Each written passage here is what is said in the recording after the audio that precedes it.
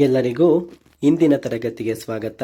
ಇಂದಿನ ತರಗತಿಯ ಮೊದಲನೇ ಕ್ವಶನ್ ನೋಡೋದಾದ್ರೆ, ಆಳಿಗೂ ಬಾಳುಂಟೆ ಉಂಟು ಉಂಟು, ಮೌನಕ್ಕೆ ಮಾತುಂಟೆ ಉಂಟು ಉಂಟು, ಈ ಕವಿತೆಯ ಸಾಲುಗಳು ಅಂತ ಕೊಟ್ಟಿದ್ದಾರೆ. ಸಖಿಗೀತನ, ಇಲ್ಲ ಗರಿನ, ಇಲ್ಲ ನಾದಲೀಲೆನ, ಇಲ್ಲ ವೀಸಿ ಮತ್ತು ಪಾದಯಾತ್ರೆನ.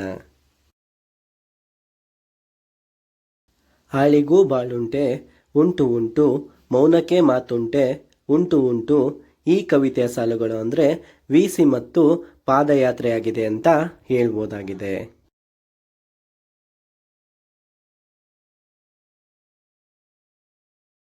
ಮುಂದಿನ ಕ್ವಶನ್ ನೋಡೋದಾದ್ರೆ, ಅಭಿನಂದನಾ ಗ್ರಂಥಗಳನ್ನ ಹೊಂದಿಸಿ ಬರೆಯಿರಿ ಅಂತ ಕೊಟ್ಟಿದ್ದಾರೆ. ಗ್ರಂಥಗಳಲ್ಲಿ ಉಪಯನ ಕೊಟ್ಟಿದ್ದಾರೆ, ವ್ಯಾಸಂಗ ಕೊಟ್ಟಿದ್ದಾರೆ, ಸಾರ್ಥಕ ಕೊಟ್ಟಿದ್ದಾರೆ, ಮಣಿಹಾ ಕೊಟ್ಟಿದ್ದಾರೆ, ಸ್ವಸ್ತಿ ಗಿರಿಮಲ್ಲಗೆ ಅಂತ ಕೊಟ್ಟಿದ್ದಾರೆ, ಬ್ರಹ್ಮಗಿರಿ ಅಂತ ಕೊಟ್ಟಿದ್ದಾರೆ. ಕೃತಿಕಾರರಲ್ಲಿ DL ನರಸಿಂಹಾಚಾರ್ ಕೊಟ್ಟಿದ್ದಾರೆ, CPK ಕೊಟ್ಟಿದ್ದಾರೆ, ಪಾಗು ಹಳ್ಳಕಟ್ಟಿ ಕೊಟ್ಟಿದ್ದಾರೆ, ತಾರಾಸು ಕೊಟ್ಟಿದ್ದಾರೆ, ಸಾಸ ಮಾಲವಾಡ ಕೊಟ್ಟಿದ್ದಾರೆ, ಭಾರತಿ ಸುತನನ್ನ ಕೊಟ್ಟಿದ್ದಾರೆ. ಉಪಯಾನವನ್ನ DL ನರಸಿಂಹಾಚಾರ್ ಅವರು ಬರೆದಿದ್ದಾರೆ. ಈ ವ್ಯಾಸಂಗವನ್ನ ಸಾಸ ಮಾಳವಾಡರವರು ಬರೆದಿದ್ದಾರೆ. ಈ ಬ್ರಹ್ಮಗಿರಿಯನ್ನ ಭಾರತಿ ಸುತರವರು ಬರೆದಿದ್ದಾರೆ ಅಂತ ಹೇಳ್ಬೋದಾಗಿದೆ. ಸಾರ್ಥಕವನ್ನ CPK ಅವರು ಬರೆದಿದ್ದಾರೆ. ಮಣಿಯನ್ನ ಪಾಗು ಹಳ್ಳಕಟ್ಟಿಯವರು ಬರೆದಿದ್ದಾರೆ. ಸ್ವಸ್ತಿ ಗಿರಿಮಲ್ಲಗೆಯನ್ನ ತಾರಾಸೂರವರು ಬರೆದಿದ್ದಾರೆ ಅಂತ ಹೇಳ್ಬೋದಾಗಿದೆ.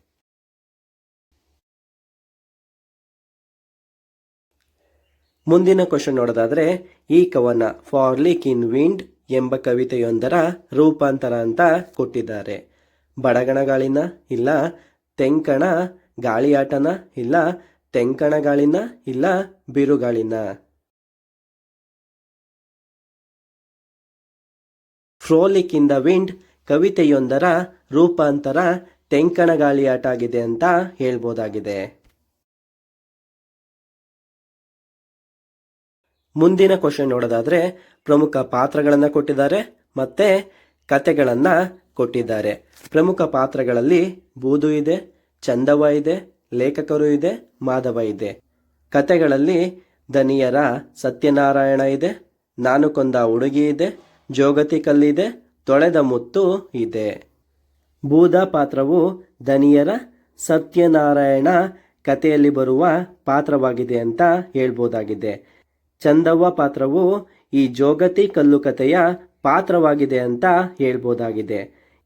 ಲೇಖಕರು ಎಂಬ ಪಾತ್ರವು ನಾನು ಕೊಂದ ಹುಡುಗಿ ಎಂಬ ಕಥೆಯಲ್ಲಿ ಬರುವ ಪಾತ್ರವಾಗಿದೆ ಅಂತ ಹೇಳ್ಬೋದಾಗಿದೆ. ಈ ಮಾಧವ ಪಾತ್ರವು ತೊಳೆದ ಮುತ್ತು ಕಥೆಯಲ್ಲಿ ಬರುವ ಪಾತ್ರವಾಗಿದೆ.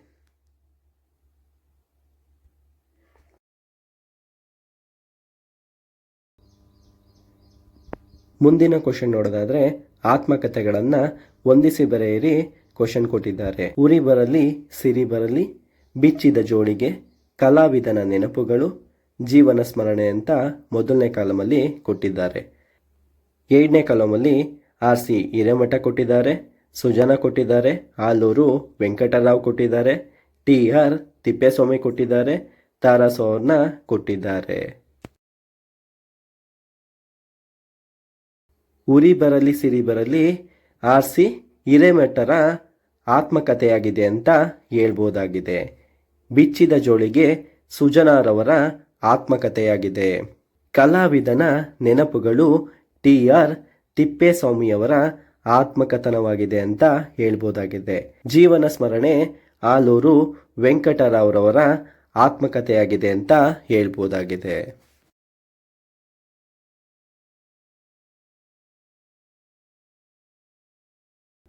ಮುಂದಿನ ಕ್ವಶನ್ ನೋಡೋದಾದ್ರೆ, ಶ್ರೀ ಚಾಮರಾಜೇಂದ್ರ ಕರ್ನಾಟಕ ನಾಟಕ ಸಭಾ ಎಂಬ ಸಂಸ್ಥೆ ಸ್ಥಾಪನೆಯಾದದ್ದು ಅಂತ ಕೊಟ್ಟಿದ್ದಾರೆ. 1882ರಲ್ಲ, ಇಲ್ಲ 1982ರಲ್ಲ, ಇಲ್ಲ 1884ರಲ್ಲ, ಇಲ್ಲ 1984ರಲ್ಲ. ಶ್ರೀ ಚಾಮರಾಜೇಂದ್ರ ಕರ್ನಾಟಕ ನಾಟಕ ಸಭಾ ಎಂಬ ಸಂಸ್ಥೆ ಸ್ಥಾಪನೆಯಾದದ್ದು 1882ರಲ್ಲಿ ಆಗಿದೆ.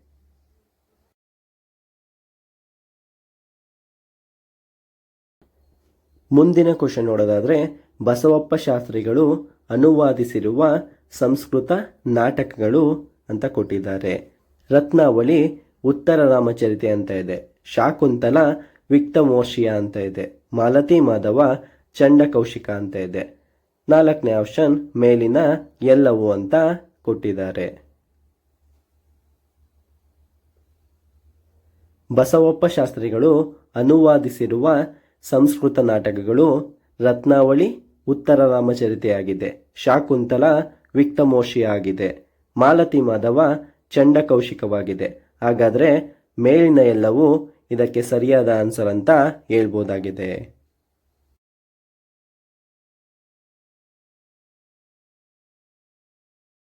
ಮುಂದಿನ ಕ್ವಶನ್ ನೋಡೋದಾದ್ರೆ ಮನುಷ್ಯನ ಬೌದ್ಧಿಕ ವಿಕಾಸವನ್ನ ಗೇಲಿ ಮಾಡುವ ನಾಟಕವಿದು ಅಂತ ಕೊಟ್ಟಿದ್ದಾರೆ.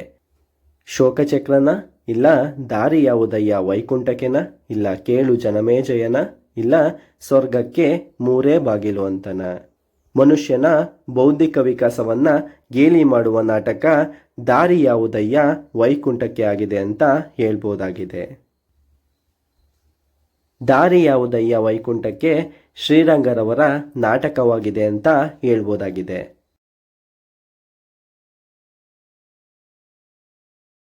ಮುಂದಿನ ಕ್ವಶನ್ ನೋಡೋದಾದ್ರೆ ಅಸಂಗತ ನಾಟಕ ಈ ಸಾಹಿತ್ಯದ ಪ್ರಕಾರದ ಮುಖ್ಯ ಲಕ್ಷಣ ಅಂತ ಕೊಟ್ಟಿದ್ದಾರೆ. ನವೋದಯನ, ಇಲ್ಲ ನವ್ಯನ, ಇಲ್ಲ ಪ್ರಗತಿಶೀಲನ, ಇಲ್ಲ ದಲಿತ ಬಂಡಾಯನ.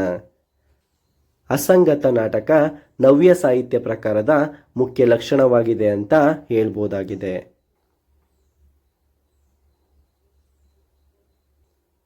ಮುಂದಿನ ಕ್ವಶನ್ ನೋಡೋದಾದ್ರೆ ಮೂಕಬಲಿ ನಾಟಕದ ಕರುತೃ ಅಂತ ಕೊಟ್ಟಿದ್ದಾರೆ. ಜಡಭರತನ, ಇಲ್ಲ ಶ್ರೀರಂಗನ, ಇಲ್ಲ ಟಿ.ಪಿ. ಕೈಲಾಸಮ್ಮ, ಇಲ್ಲ ಪರ್ವತವಾಣಿನ. ಮೂಕಬಲಿ ನಾಟಕದ ಕರುತೃ ಜಡಭರತನಾಗಿದ್ದಾನೆ ಅಂತ ಹೇಳ್ಬೋದಾಗಿದೆ. ಮುಂದಿನ ಕ್ವಶನ್ ನೋಡೋದಾದ್ರೆ ಸಲಿಂಗರತಿಯನ್ನ ಕುರಿತು ಮಧುರ ಸ್ವಪ್ನ ಎಂಬ ಸಣ್ಣ ಕಥೆಯನ್ನ ಬರೆದವರು ಅಂತ ಕೊಟ್ಟಿದ್ದಾರೆ. ಕಟ್ಟಿಮನಿನ, ಇಲ್ಲ ಕುಮಾರ ವೆಂಕಣ್ಣನ, ಇಲ್ಲ ಅನಾಕ್ರೂರವರ, ಇಲ್ಲ ಅರ್ಚಕ ವೆಂಕಟೇಶನ. ಸಲಿಂಗರತಿಯನ್ನ ಕುರಿತು ಮಧುರ ಸ್ವಪ್ನ ಎಂಬ ಸಣ್ಣ ನಾಟಕವನ್ನು ಬರೆದವರು ಅನಾಕ್ರೂರವರಾಗಿದ್ದಾರೆ ಅಂತ ಹೇಳ್ಬೋದಾಗಿದೆ.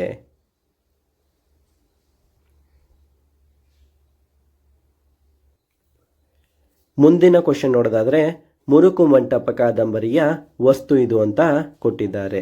ವೇಶ್ಯೆಯರ ಜೀವನನ, ಇಲ್ಲ ಸ್ವತಂತ್ರ ಹೋರಾಟನ, ಇಲ್ಲ ವಿಧವಾ ವಿವಾಹನ, ಇಲ್ಲ ಸ್ತ್ರೀ ಶಿಕ್ಷಣನ.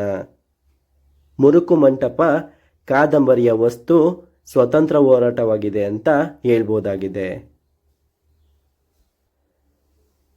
ಮುರುಕು ಮಂಟಪ ಎನ್ನುವುದು ಕನ್ನಡದ ಪ್ರಮುಖ ಪ್ರಗತಿಶೀಲ ಸಾಹಿತಿ ಎಸ್ ಅನಂತನಾರಾಯಣರವರು ಬರೆದಂತಹ ಹೆಸರಾಂತ ಮನೋವಿಶ್ಲೇಷಣಾತ್ಮಕ ಕಾದಂಬರಿಯಾಗಿದೆ.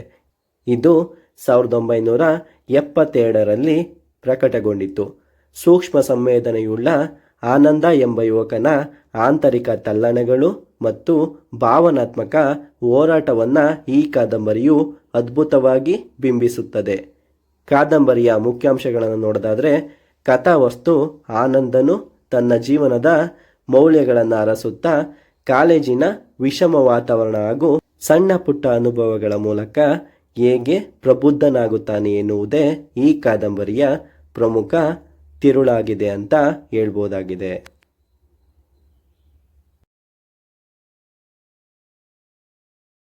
ಮುಂದಿನ ಕ್ವಶನ್ ನೋಡೋದಾದ್ರೆ ಕಾರ್ಮಿಕ ಹೋರಾಟದ ಸಮರ್ಥ ಚಿತ್ರಣವನ್ನು ಹೊಂದಿದ್ದು ಕಟ್ಟಿಮನಿಯವರಿಗೆ ಅಂತಾರಾಷ್ಟ್ರೀಯ ಮನ್ನಣೆಯನ್ನ ಕೊಟ್ಟ ಕಾದಂಬರಿ ಇದು ಅಂತ ಕೊಟ್ಟಿದ್ದಾರೆ.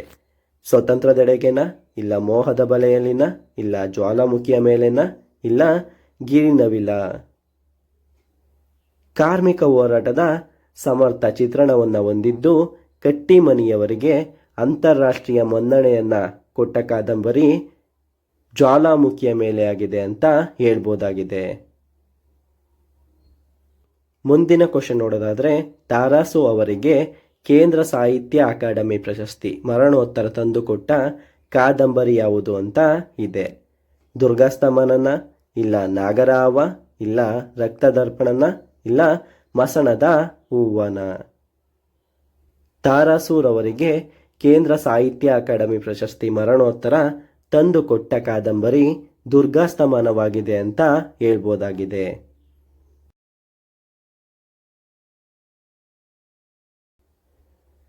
ಮುಂದಿನ ಕ್ವಶನ್ ನೋಡೋದಾದ್ರೆ ತಪ್ಪಾದುದನ್ನ ಗುರುತಿಸಿ ಅಂತ ಇದೆ. ಕಟ್ಟಿಮನಿ ಕಾದಂಬರಿಕಾರನ ಬದುಕು ಅಂತ ಇದೆ. ನಿರಂಜನ ಬರಹಗಾರನ ಬದುಕು ಅಂತ ಇದೆ. ಆನಕ್ರು ನನ್ನನ್ನು ನಾನು ಕಂಡೆ ಅಂತ ಇದೆ. ತಾರಾಸು ಹಿಂತಿರುಗಿ ನೋಡಿದಾಗ ಅಂತ ಇದೆ. ಕಟ್ಟಿಮನಿ ಕಾದಂಬರಿಕಾರನ ಬದುಕು ಸರಿಯಾಗಿದೆ.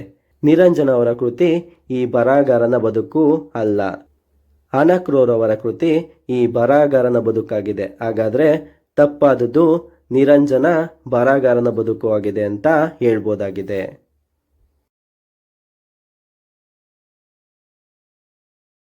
ಮುಂದಿನ ಕ್ವಶನ್ ನೋಡೋದಾದ್ರೆ ಒಂದು ಹುಡುಗನಿಗೆ ಬಿದ್ದ ಕನಸು ಕಥಾ ಸಂಕಲನ ಬರೆದವರು ಅಂತ ಇದೆ. ಬರಗೂರು ರಾಮಚಂದ್ರಪ್ಪನ, ಇಲ್ಲ ಶ್ರೀಕೃಷ್ಣ ಹಾಲನಹಳ್ಳಿನ, ಇಲ್ಲ ಬೆಸಗರಹಳ್ಳಿ ರಾಮಣ್ಣನ, ಇಲ್ಲ ಉಷಾನ. ಒಂದು ಹುಡುಗನಿಗೆ ಬಿದ್ದ ಕನಸು ಎಂಬ ಕಥಾ ಸಂಕಲನವನ್ನ ಬರೆದವರು ಬೆಸಗರಹಳ್ಳಿ ರಾಮಣ್ಣನವರು ಅಂತ ಹೇಳ್ಬೋದಾಗಿದೆ.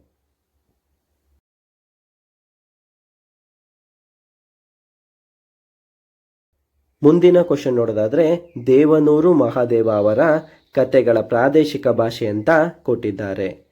ನಂಜನಗೂಡು ಭಾಷೆನ, ಇಲ್ಲ ಕೊಳ್ಳೇಗಾಲದ ಭಾಷೆನ, ಇಲ್ಲ ಮಂಡ್ಯದ ಭಾಷೆನ, ಇಲ್ಲ ಎಲ್ಲವೂ ಸರಿನಾ? ದೇವನೂರು ಮಹಾದೇವ ಅವರ ಕತೆಗಳ ಪ್ರಾದೇಶಿಕ ಭಾಷೆ ನಂಜನಗೂಡು ಭಾಷೆಯಾಗಿದೆ ಅಂತ ಹೇಳ್ಬೋದಾಗಿದೆ.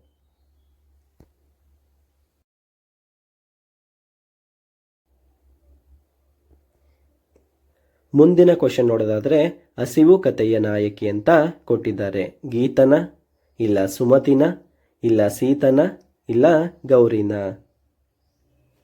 ಹಸಿವು ಕಥೆಯ ನಾಯಕಿ ಸುಮತಿರವರಾಗಿದ್ದಾರೆ ಅಂತ ಹೇಳ್ಬೋದಾಗಿದೆ.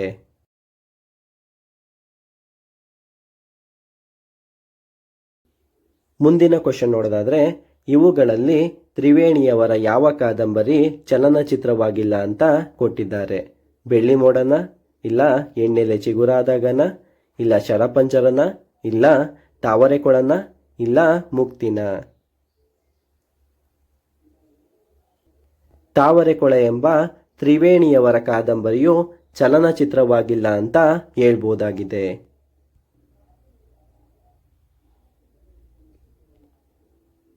ಮುಂದಿನ ಕ್ವಶನ್ ನೋಡೋದಾದ್ರೆ ಮನೋವೈಜ್ಞಾನಿಕ ಸಮಸ್ಯೆಗಳನ್ನು ತಮ್ಮ ಕಾದಂಬರಿಯ ವಸ್ತುವನ್ನಾಗಿ ಆಯ್ದುಕೊಂಡು ತ್ರಿವೇಣಿಯವರ ಕಾದಂಬರಿಗಳು ಅಂತ ಕೊಟ್ಟಿದ್ದಾರೆ. ಶರಪಂಜರನ, ಇಲ್ಲ ಬೆಕ್ಕಿನ ಕಣ್ಣ, ಇಲ್ಲ ದೂರದ ಬೆಟ್ಟನ, ಇಲ್ಲ ಮುಚ್ಚಿದ ಬಾಗಿಲ.